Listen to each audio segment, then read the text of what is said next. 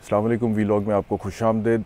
Supreme court से पहली खबर, बहुत अहम खबर। 6 रुकनी बेंच ने समाअत की है 6 जजों के लिखे जाने वाले ख़त के हवाले से। आज खुद समाअत थी, सरबराही चीफ जस्टिस काजी फ़ाइज़ ईसा कह रहे थे। बड़ी दिलचस्प आज की जितनी भी समाअत है वो सारी की सारी and the situation is going in a very dangerous direction I suppose. और मैं क्यों कह रहा हूँ कि सिचुएशन एक ख़तरनाक सिमत में जा रही है, ये मैं आपको एक्सप्लेन करता हूँ। इस्लामाबाद हाई कोर्ट के जो जज साहिबान ने तजावीज़ लिख कर भेजी हैं सुप्रीम कोर्ट ऑफ पाकिस्तान को, सबसे पहले तो अटॉर्नी जनरल ऑफ पाकिस्तान ने वो पढ़ के सुनाई है कि जी जज साहिबान इस्लामाबाद हाई कोर्ट के ये कहते हैं कि अगर अदलिया के काम में मुदाखलत आइंदा कभी होती है तो उससे इस तरह से निमटना चाहिए। चीफ जस्टिस के रिमार्क्स थे। अब आप अंदाज़ा करें काजी फ़ाइज़ ईसा साहब के ही रिमार्क्स थे जिसमें उन्होंने कहा कि जजेस का ख़त बोलता है, बताता है, चीखता है कि अदलिया में कितनी मुदाखलत हुई है। तो इसके ऊपर तो किसी को अब कोई अबहाम रह नहीं गया। There seems to be a consensus that is developing across the board now कि अदलिया के कामों में मुदाखलत तो हुई है, इंटरफेरेंस तो हुई है, और वो बड़ी बेरहमाना किस्म की मुदाखलत हुई है, बहुत गैर कानूनी किस्म की इंटरफेरेंस हुई है। और अब उसका करना क्या है, इसके ऊपर इत्तफ़ाक़ राय कायम करने की कोशिश की जा रही है। और मैंने जो कहा ना कि क्यों मुझे लगता है कि ये चीज़ें ख़तरनाक सिमत में, डेंजरस डायरेक्शन में जा रही हैं, वो मैं towards the conclusion of the story आपको बताऊंगा कि मैं क्यों कहा, और मेरे ख्याल में मेरे तज्ज़िये से आपको अंदाज़ा हो भी जाएगा। सबसे ज़रूरी चीज़ जो कि मैं समझता हूँ जिसकी वजह से मैं कह रहा हूँ कि ख़तरनाक सिमत में जा रही है, वो इस वजह से क्योंकि आज सुप्रीम कोर्ट ने ये सवाल उठा दिया है कि ये जो एजेंसीज़ हैं जिसमें ISI आती है, IB आती है, MI आती है, जज साहब ने बोला जी किस कानून के तहत ये बनी है, किस कानून के तहत काम करती हैं, कानून बताए जाए। अब इसका क्या मतलब है? मतलब कि एक आम आदमी के लिए तो ये है कि जज पूछ रहा है कि कानून क्या, लेकिन इसका मतलब क्या है? इसका मतलब ये है that they want to basically establish the domain of these agencies through these proceedings कि ये किस कानून के तहत बनी है, किस कानून के तहत काम कर रही हैं और किस कानून के तहत इनको बनाया गया है। अब ज़ाहिर बात है जब कोई एजेंसी, कोई भी ऑर्गेनाइजेशन बनती है, वो किसी कानून, किसी मैनिफेस्टो, किसी कॉन्स्टिट्यूशन, आइन के तहत बनती है। कोई रूल्स होते हैं, प्रिंसिपल्स होते हैं, कोई विजन होता है, उसके तहत ISI बनी, कोई विजन था, कोई एक सोच थी, उसका फिर एक तरीक़ाकार, एक मैकेनिज़्म बनाया गया, उसको लिखा गया कि ये इस कानून के तहत बन रही है और जी ये इसका डोमेन होगा, इस तरह से काम करेगी, फंक्शन करेगी। यानी कि ऑन पेपर कोई भी चीज़ जब बन, ऐसे तो नहीं, गवर्नमेंट में, हुकूमत में, रियासत में कोई भी चीज़, इदारा जब बनता है, कोई भी बॉडी बनती है, तो पहले वो ऑन पेपर बनती है, उसके बाद वो प्रैक्टिकली बनती है। सबसे पहले उसको ऑन पेपर लिखा जाता है कि ये बनाया जाएगा, ये इसको हेड करेगा, ये इसकी गवर्निंग होगी, ये इसके फंक्शंस होंगे, ये इसके डोमेन होंगे। तो अब जज साहिबान पूछ रहे हैं कि ये ISI जो है, ये IB जो है, ये MI जो है, वो कानून दिखाएं हमें, किस कानून। अब सर्टनली वो कानून की कुछ डोमेन होंगी, उसकी कुछ लिमिटेशंस होंगी, कुछ उसका अहाता होगा जिसके तहत ये एजेंसी के ISI इस काम के लिए बनाई गई है, MI इस काम के लिए बनाई गई है, IB इस काम के लिए बनाई गई है। अब जब वो कानून, आपको याद है कि जनरल कमर जावेद बाजवा की एक्सटेंशन की जब बात आई थी और उस वक्त चीफ जस्टिस आसफ सईद खोसा थे, और उस टाइम पे उन्होंने कहा कि कौन सा कानून है एक्सटेंशन का, हमें दिखाएं। फिर कितनी खप डली थी और कितना मजाक बना था जनरल बाजवा का, और कितनी ज़्यादा बात हुई थी कि एक्सटेंशन के लिए किस हद तक जो है सिचुएशन जो है वो एम्बेरसिंग हो गई है जनरल बाजवा के लिए। और फिर वो एक्सटेंशन को 6 महीने के लिए सस्पेंड कर दिया गया, और फिर सुप्रीम कोर्ट ने ये बोला कि एक कानून बनाया जाए, क्योंकि एक्सटेंशन का कोई कानून अपेरेंटली एग्जिस्ट ही नहीं करता कि किस कानून के तहत एक्सटेंशन दी जा रही है। तो अब ये सवाल मुझे ये लगता है कि होने जा रहा है सुप्रीम कोर्ट में, अगर ये प्रोसीडिंग इसी तरह से चलती रही, अगर इसको किसी किस्म का कोई इसके सामने ऑब्स्टिकल ना आया, तो ये सवाल होने जा रहा है सुप्रीम कोर्ट ऑफ पाकिस्तान में कि ये जो मिसाल के तौर पे जज साहिबान कह रहे हैं कि जजों के घरों में खुफिया कैमरे नस्ब किए जा रहे हैं, या ऑडियोज़ रिकॉर्ड की जा रही हैं, या ऑडियो लीक की जा रही हैं। कभी आज़म सवातीर होता है, कभी कोई जज ख़त लिखता है, कभी कोई कुछ कहता है, कोई पॉलिटिशियन कुछ कहता है।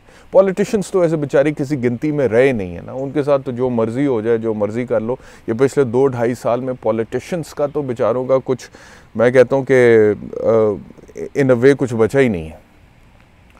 ब्यूरोक्रेसी भी फारिग है इस हिसाब से। थोड़ी बहुत अगर कोई रेजिस्टेंस है तो वो जुडिशरी की तरफ से मुमकिना तौर पर हो सकती है, और थोड़ा बहुत अगर कहीं पे कोई थोड़ा वो है जिसे कहते हैं कि सोच समझ के वो सर्विलेंस करनी है या उस सर्विलेंस को रिकॉर्ड पर लेकर आना है, जो हालात हमें बताते हैं, मैं उसकी बात कर रहा हूँ, तो वो जुडिशरी के हवाले से, जैसे 6 जजों ने ख़त लिख दिया। पॉलिटिशियंस का कौन, पॉलिटिशियन मतलब कि डिवीज़न इतनी है और इतनी रूथलेस किस्म की और इमोरल किस्म की और इतनी ज़ाती दुश्मनी पर बेस्ड करती डिवीज़न है कि वो एक पॉलिटिशियन के साथ कुछ होता है तो दूसरे खुशी होते हैं और उसके बाद वो इकट्ठे नहीं होते हैं और उसके बाद अपनी अपनी बारी पे चीखते हैं। तो ये जो अब मुझे लग रहा है कि आने वाले हेयरिंग्स में ये सवाल उठ सकता है कि जी हाँ जी बताएं जी, कौन सा कानून है जिसके तहत, ये किसने कैमरे नस्ब किए हैं, कौन ऑडियोज़ रिकॉर्ड करता है, फ़ोन कॉल्स रिकॉर्ड करता है, टैप करता है, और फिर कौन उनको जो है वो पब्लिक कर देता है, और जो भी कर रहा है किस कानून के तहत कर रहा है, और अगर कोई कानून नहीं है तो वो कैसे कर रहा है, और अगर कानून ना होने के बावजूद वो कर रहा है तो इसमें अकाउंटेबिलिटी क्या बनती है, इसके कॉन्सिक्वेंसेस, इसके नताइज, इसके रेमिफिकेशंस क्या बनते हैं, ये सवाल अब होने जा रहे हैं, और सर्टनली उसके फिर नताइज बनते हैं। तो अब मिसाल है ISI, MI, IB के हवाले से अगर ये गुफ्तगू हो सुप्रीम कोर्ट में तो ये एम्बैरेसिंग है, ये नहीं होना चाहिए, क्योंकि हम ये समझते हैं कि ये वो इदारे हैं जो कौमी सलामती के हवाले से काम कर रहे हैं, जिनका डोमेन जो है वो एक्सटर्नल या internal aggression which is genuinely a threat to the security and integrity of the state of Pakistan, उसको डील करना है। थ्रेट डिटेक्शन, एवेल्यूएशन, ये सारे काम है ना इनके, एक्सटर्नल, इंटरनल, उस हवाले से। पॉलिटिकल इनका मैनिफेस्टो नहीं है, पॉलिटिकल इनका वो किसी किस्म का कोई सियासी मुदाखलत जो है वो इनका जो इनको जो बनाने का विजन था उसके अंदर कहीं पे भी नहीं थी। तो अगर ये काम हो रहा है इन एजेंसियों के ज़रिए से, या इनको टूल के तौर पे इस्तेमाल करके, या इनको वेपन के तौर पे इस्तेमाल करके, या इनके सहारे, तो वो फिर आने वाले दिनों में मुझे नज़र आ रहा है कि वो अदालत में डिस्कस हो सकता है, और ओवरऑल एक बहुत एम्बैरेसिंग सिचुएशन होगी, और फिर ये कौन कर रहा है यहाँ तक सिचुएशन। लेकिन ये अभी मैं थ्योरेटिकली आपसे बात कर रहा हूँ, ये काजी फ़ाइज़ ईसा साहब चीफ़ जस्टिस हैं, मैं मानता हूँ, जानता हूँ, समझता हूँ कि प्रैक्टिकली चीज़ें क्या हैं, और रेजिस्टेंस, ऑब्स्टिकल्स वगैरह सारी कुछ वहाँ से भी आने हैं। तो लेकिन जो जस्टिस मंसूर अली शाह ने मिसाल के तौर पे आज का है, मंसूर अली शाह ने कहा है कि अब ये अगर चीज़ें डिस्कस हो ही रही हैं तो एक दफ़ा अच्छे तरीके से डिस्कस हो जाए कि ये क्या माहौल है, कि ये फ़ोन यहाँ पे रखा हुआ है, मैं बात नहीं कर सकता, फ़ोन को बाहर रखो फिर मैं बात करूँगा, मैं इस कमरे में बात नहीं कर सकता तो उस कमरे में करूँगा, तो बाहर करूँगा, कोई सुन लेगा, I can not talk, what kind of a state is this, these are the words of justice Mansoor Ali Shah. ये मैं नहीं कह रहा, मतलब कि ये सबको, वैसे मैं आपको ये बताऊँ कि ये अब सोचने की बात है कि ये जो पूरा सिस्टम जिसको हॉस्टाइल बना के एक तरह से ब्लैकमेल करके चलाने की कोशिश की जा रही है या चलाया जा रहा है, आपकी ब्यूरोक्रेसी है, आपके पॉलिटिशियंस हैं, आपके जजेस हैं। अब जब इतने बड़े पैमाने पे हॉस्टेजेस होंगे, उनको हॉस्टाइल कह रहा हूँ, हॉस्टेज बना के चलाया जाएगा इतने बड़े पैमाने पे, और उनको ये डर बिठाया जाएगा कि आप ब्लैकमेल हो सकते हैं, आपकी रिकॉर्डिंग है, आपकी ऑडियो, आपकी वीडियो, आपका फलाना टमकाना, जो कुछ भी, ठीक है।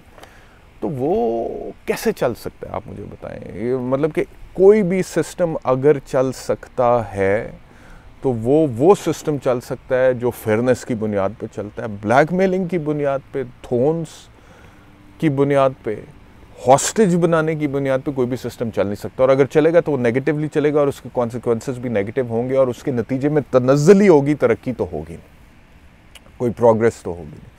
तो ये जस्टिस मंसूर अली शाह के अल्फाज हैं कि वो कहते हैं कि ये और ये बहुत बड़ा मसला है हमारे बेचारे जजेस के साथ, ब्यूरोक्रेट्स के साथ, पॉलिटिशियंस के साथ, मीडिया पर्सन्स के साथ, कि जी फ़ोन इधर पड़ा है, अभी बात नहीं करनी, फ़ोन साइड पर रख दो, ये ना हो जाए। खौफ, ये क्या स्टेट है? ये जस्टिस मंसूर अली शाह ने कहा, ये जैसे किसी डिक्टेटरशिप में होता है। अब हो सकता है कि कुछ लोगों को इसमें भी लुत्फ़ आता हो कि नहीं हाँ खौफ है और होना चाहिए, तो फिर खौफ की एक मुद्दत होती है, एक उम्र होती है, और उसके बाद वो आगे कंसिस्टेंटली चल नहीं पाता, चल नहीं सकता, क्योंकि हालात बदलते हैं, चीज़ें बदलती हैं। एक सोसाइटी, एक माशरा बहुत अरसे तक खौफ के साए तले नहीं चलता, वो फिर चीज़ें तब्दील हो जाती हैं। तो जस्टिस मंसूर अली शाह ने बोला, वो जॉर्ज ऑरवेल का पढ़े आप, बिग ब्रदर्स वॉचिंग, तो ये क्या माहौल बनाया हुआ है। तो ये सारी चीज़ें जो हैं इसको एक दफ़ा एड्रेस करें। तो ये जो है सिचुएशन अब यहाँ तक पहुँच गई। इस सारी सूरत हाल में जस्टिस अतर मिनल्ला के रिमार्क्स भी इम्पॉर्टेंट है। उन्होंने कहा कि शौकत सिद्दीकी का मामला सामने आया, क्या एहतसाब किया आपने, ये गवर्नमेंट से उन्होंने पूछा। एजेंसीज प्राइम मिनिस्टर के मातहत होती हैं, नए कानून की ज़रूरत नहीं, यानी कि उन्होंने प्राइम मिनिस्टर पे डाला है कि प्राइम मिनिस्टर एजेंसीज़ को मॉनिटर करे, देखे कि ये कैसे हो रहा है। अब एजेंसीज़ के हवाले से इतनी ब्लेटेंटली गुफ्तगू हो रही है और वो सारा ज़िम्मा जो है वो एजेंसीज़ के ऊपर आ रहा है। अब आप इमेजिन करें कि यहाँ पे एजेंसीज़ का जो इमेज है, जो उनकी रेपुटेशन है, जो हमेशा से पाकिस्तान में रही है, कायम दायम रही है कि जी एजेंसीज़ जो है वो मुल्क की सालमियत के ख़िलाफ़ और बैरूनी ख़तरात के ख़िलाफ़ और दुश्मन क़ुव्वतों के ख़िलाफ़ काम करती हैं, थ्रेट डिटेक्शन करती हैं, वैल्यूएशन करती हैं, दहशतगर्दों को रोकती हैं, हॉस्टाइल फोर्सेस को रोकती हैं। उनके बारे में क्या, किस नहज पे जाके गुफ्तगू अब करनी पड़ रही है सुप्रीम कोर्ट में मौजूदा हालात की रोशनी में। चीफ जस्टिस साहब ने 2-3 बातें की। उन्होंने कहा कि जी ये देखना चाहिए कि मुदाखलत जो है वो सिर्फ बैरूनी नहीं होती, वो अंदरूनी भी होती है। मॉनिटरिंग जज लगाना भी मुदाखलत है। उन्हें वो पिछले ही याद आता है, तो ठीक है करें याद, बिल्कुल करें याद कि वो मॉनिटरिंग जज लगाया था तो वो भी मुदाखलत थी। एजाजुल हसन, जस्टिस एजाजुल हसन की JIT बनी थी नवाज शरीफ के ख़िलाफ़, उन्होंने नवाज शरीफ नहीं कहा, मैं कह रहा हूँ नवाज शरीफ, लेकिन उन्होंने कहा JIT बनी थी, वो भी मुदाखलत थी। आला तरीन अदालत ने क्या खुद अदलिया के काम में मुदाखलत नहीं की है? I agree with all these things, की है। अब इस पे भी जाएं कि क्यों की है, किसके कहने पे की है, JIT किसके कहने पे बनी है, मॉनिटरिंग जज किसके कहने पे, इस पे भी तो जाओ ना चीफ साहब, इस पे भी तो बात करो। और फिर ठीक है आप इधर से ही एहतसाब शुरू, मैं तो पहले दिन से कहता हूं कि वन साइडेडली नहीं चलना चाहिए। PTI के दौरे हुकूमत में भी जो कुछ हुआ था, अगर पनामा इंटरफेरेंस थी, सो बी इट, उसको बेनकाब करें, सामने लेकर आए। मॉनिटरिंग जज जस्टिस एजाजुल हसन को अपॉइंट करना इंटरफेरेंस थी, सो बी इट, उसको लेकर आए, सामने लाए। और फिर आज की भी बात करें, एक दफ़ा हाउस एंड ऑर्डर करें आप अपना। फिर उन्होंने कहा कि धरने के पीछे मैंने लिख के दिया था कि जनरल फैज़ हमीद है, लेकिन उन्होंने अटॉर्नी जनरल को कहा कि आपने उसे बचाना था या नहीं बचाना था, हमने तो लिख कर दे दिया था, लेकिन फिर जब मैंने लिख के दे दिया था तो इसलिए मैंने खुद को फिर साइडलाइन कर दिया। आप जानते हैं जनरल फैज़ हमीद को तो क्लीन चिट दे दी है वो धरना इंक्वायरी कमीशन ने। तो चीफ साहब कह रहे हैं कि मैंने लिख कर दिया था, तो उन्हें फैज़ हमीद तो याद आ रहा है, अभी तक याद आ रहा है। मतलब कि मौजूदा केसेस में ये ऐसे ही है कि अभी कोई कत्ल हुआ है, वो केस अंडर डिस्कशन है, और वो पुराने कत्ल के केस की डिस्कशन ले आए कि वो पहले भी एक कत्ल हुआ था, भाई हुआ था तो उसमें भी इंसाफ कर दें, किसने आपको रोका है? आप कर सकते हैं तो करें, लेकिन आपको बस वही याद आता है और इस चीज़ पे मट्टी डालने की कोशिश ना करें। ओवरऑल इशू जो है उसको एड्रेस करें। इसके अलावा जो एक ख़बर है वो इद्दत में निकाह के केस में अपील की समात पर है, जहाँ पर जज शाहरुख अर्जुमंद पर ये क्या नाम है इसका, अदम एतमाद कर दिया इसने, यार क्या नाम है इसका यार, ये जो अब मैं वो खावर माने का इसने अदम एतमाद कर दिया। अच्छा वैसे मैं उसका वो साउंड बाइट भी देख रहा था टेलीविज़न के ऊपर, जिस तरह वो बात कर रहा है और जो उसकी बॉडी लैंग्वेज है, जो उसकी आवाज़ है, और उन सारी चीज़ों को आप छोड़ दें, जो गुफ्तगू है उसका कंटेंट है, और जिस तरह वो अपनी ही बच्चों की माँ का तमाशा बना रहा है अदालत में, पूरे मुल्क और पूरी दुनिया के सामने, मुझे बार बार मतलब कि वो मैं सोचता हूँ कि ऐसे भी मर्द होते हैं, ऐसे भी इंसान होते हैं, और क्या ऐसे लोगों या ऐसे मर्दों के बच्चे उनकी इज़्ज़त करते हैं? ये वाला ख्याल मुझे अक्सर आता है। तो जब भी मैं उसको देखता हूँ, अक्सर क्या मतलब कि मैं तो I don't even want to think about such people, लेकिन जब कभी इस तरह का बंदा सामने आता है, जैसे कि वो आता है, तो मुझे ये ख्याल आता है। तो उसने बोला जी मेरा ख़ानदान तबाह हो गया, आपके साथ ऐसा हो तो फिर पता चले, मुझे आपसे इंसाफ की तवक्को नहीं, आप केस को ट्रांसफ़र कर दें। जज साहब ने बोला जी आपके पास कोई सबूत है कि मैं इंसाफ नहीं कर रहा या मेरी इंक्लिनेशन है पीटीआई की तरफ? तल कलामी हो गई सलमान अकरम राजा में, और खावर मानिका में सलमान राजा ने बोला कि ये शख्स झूठा है, इंतहा का झूठा है। खावर मानिका ने इस पर बोला कि जुल्फ़ी बुखारी मेरे घर मैसेज कर रहा है और मेरी बेटियों को फ़ोन क्यों कर रहा है, मेरे घर मैसेज और मेरी बेटियों को फ़ोन क्यों कर रहा है? ओहो, ट्रांसफ़र नहीं कर सकता इस केस को। जज साहब ने फाइनली कह दिया कि आप हाई कोर्ट से रब्ता करें, मैं ट्रांसफ़र नहीं कर सकता। बहरहाल मतलब कि पता नहीं, बहुत सारे लोग बहुत डिफरेंट तरीक़ों से इन टर्म्स को लेते हैं। जैसे मिसाल के तौर पे एक टर्म है मर्दानगी। कुछ लोगों को ये भी प्रॉब्लम हो जाता है कि जी ये मर्दानगी क्या होती है, इसमें मेल शोविनिज़्म है, ये क्या बात कर रहे हैं आप, मर्दानगी क्या होती है? लेकिन जिस तरह से फेमिनिटी एक चीज़ होती है, उसको डिस्कस करने में मेरा नहीं ख्याल कि कोई हार्ड कोर फेमिनिज़म है, इसी तरह मर्दानगी को डिस्कस करने में मेरा नहीं ख्याल कि हर मर्दानगी के बारे में जो डिस्कशन है वो शोविनिज़म ही होता है, मेल शोविनिज़म ही होता है। क्योंकि मैस्कुलिनिटी एक चीज़ है और फेमिनिटी भी एक चीज़ है। मर्द होना एक चीज़ है और औरत होना भी एक सिन्फ़ नाज़ो का हम डिस्कस करते हैं।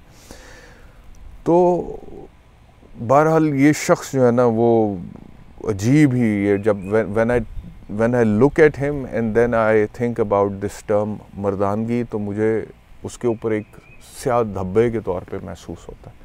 शख्स जो अपनी फैमिली और अपनी साबका बीवी और अपने बच्चों की माँ का ऐसा तमाशा लगाए या ऐसे तमाशा लगाए, तो बहरहाल क्या कह सकते हैं। तो इसके अलावा ख़बर है कि जी LNG रेफरेंस वापस हो गए। तो अब मुझे बताएं कि ये क्या ढकोसले होते हैं। LNG बड़ी करप्शन होगी, बड़ी करप्शन होगी, ये हो गया, वो हो गया, शाहिद खाकान अब्बासी पकड़ो, एहतसाब करो। जब इस्टेब्लिशमेंट के साथ मामला ठीक हुए, नैब ने केस वापस ले लिया, अदालत ने बरी कर दिया।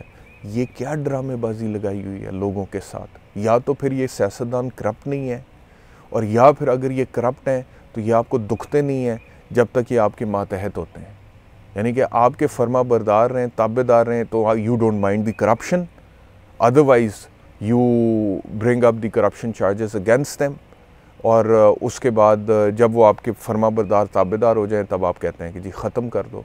और या फिर ये करप्ट है ही नहीं, वो झूठे केसेस बनाए जाते हैं। ये फ़ैसला आप ख़ुद कर लें, केसेस बनाने वाले, ये नैब खुद फ़ैसला करे कि इन दोनों में से कौन सी सिचुएशन है। और राना सनाउल्लाह को मुशीर बराए सियासी अमूर लगा दिया गया है, प्राइम मिनिस्टर का लगाने का फ़ैसला कर लिया गया। मेरे ख्याल में शायद कोई फाका हो जाए अब, क्योंकि PMLN में आजकल बड़ी आवाज़ें उठ रही हैं अपनी पार्टी की हुकूमत के ख़िलाफ़। तो अब आहिस्ता आहिस्ता लगाएंगे। मेरे ख्याल में 2-4 और हैं जो बोल रहे हैं, रहनुमा पाकिस्तान मुस्लिम लीग नवाज़ के, तो उनको भी इस तरह का कोई ओहदा दे देंगे तो उनको भी शायद अफाका हो जाएगा, क्योंकि उसके अगर कोई नज़रियाती वैसे निकल आए इनमें से तो भी हम आपको बता देंगे। लेकिन फ़िलहाल जो सिचुएशन है वो आपके सामने। शुक्रिया, अपना ख्याल रखें, अल्लाह हाफ़िज़।